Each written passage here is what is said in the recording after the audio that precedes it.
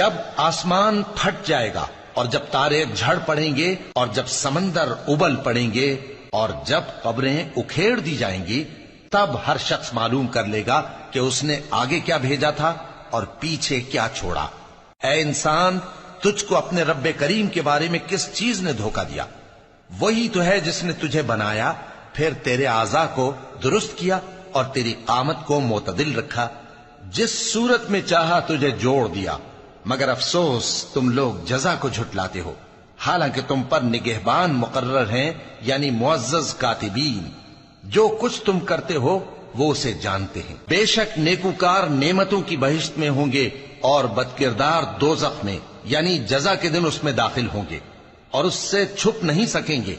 और तुम्हें क्या मालूम कि जजा का दिन कैसा है? फिर तुम्हें क्या मालूम कि जजा का दिन कैसा है?